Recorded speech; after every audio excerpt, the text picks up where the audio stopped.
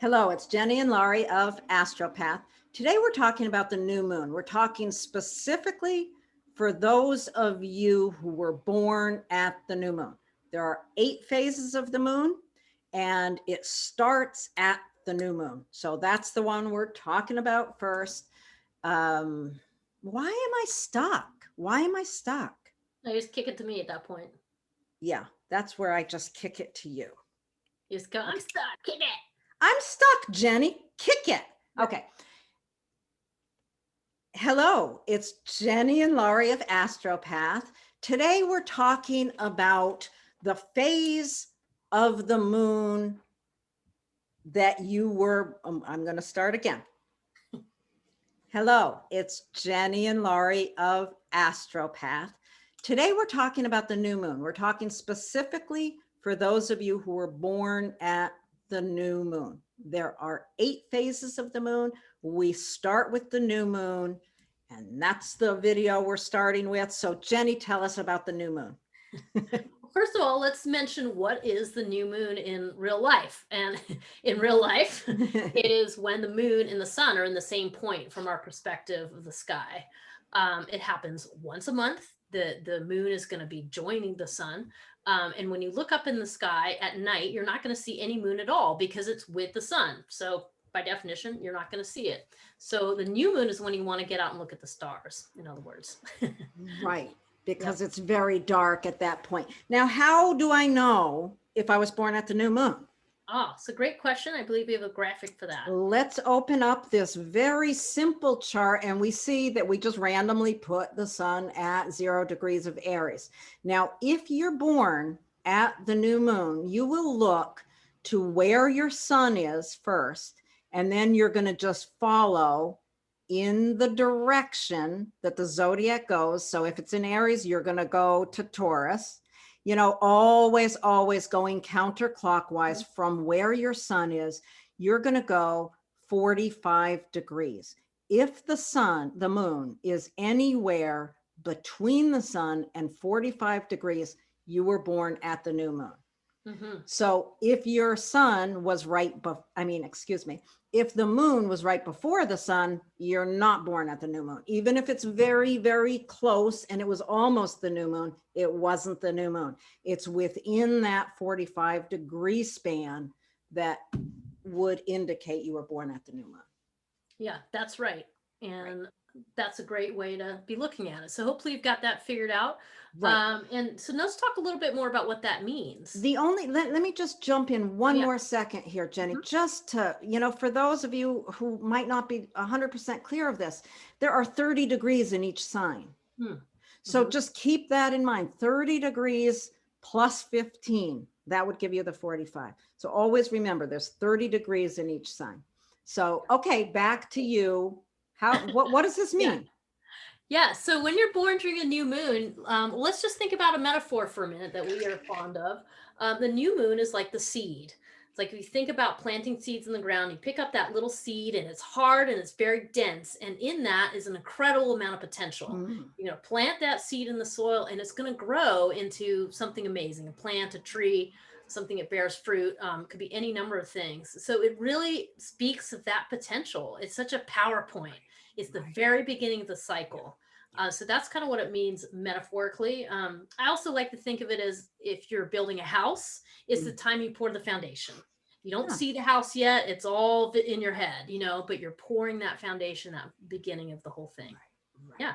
Okay. Yeah. I think of you people who are born at that new moon are at the very beginning of a process. Yeah, they're planting that seed, they're pouring that foundation. It's the very beginning of a process. And we don't want to think of it as, it's a totally new, there's nothing, nothing in the past. I think of us as having, when I think of the phases and the phase that we're born at, I think of, that we have series of lifetimes instead of just many lifetimes in our past. I think of us as having series. So this would be being born at the new moon would indicate that you're starting a new series. You may still have other series behind you that you bring some of that with you, clearly. But this is the beginning of a new process. My experience with people born at the new moon is they carry a certain amount of just innocence with them. I always think of that little old lady or that little old man that just always has an optimistic view. And yeah, that sense of innocence in their lives. Yeah. Because like they do. It is. It's that idea of potential. They don't know what's coming, and there's an innocence and a optimism to it. Yeah, and I also think there's this sort of an excitement with it. It's like the whole life is spread out in front of you, and there's this excitement about like, ooh, what's going to happen? Like, what's going to come out of this? And it's that sort of, that's where I like that you said innocence, because it is that kind of innocent place that it comes out of. And it's just this sort of joy to vivre that is really nice to see.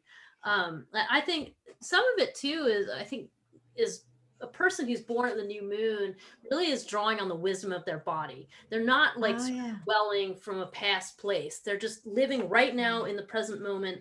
And they're really kind of drawing on their intuition and what's available to them right now. Because that's kind of what a seed is doing in the soil. It's just they're primed and it has all the resources it needs to start that process of growth. So that's what you're really, really seeing. And there's a very subjective kind of viewpoint to that. And Demetra George's book, which by the way, for those of you who are interested in this topic, you should check out her book, Finding Our Way Through the Dark, a wonderful book. But she talks about people with the new moon kind of being that space pilot in the dark, like they're flying through space and they're not quite sure what's coming up. And there's this real pioneering, exploratory vibe and this joyous kind of wonderment about what's going to happen in life.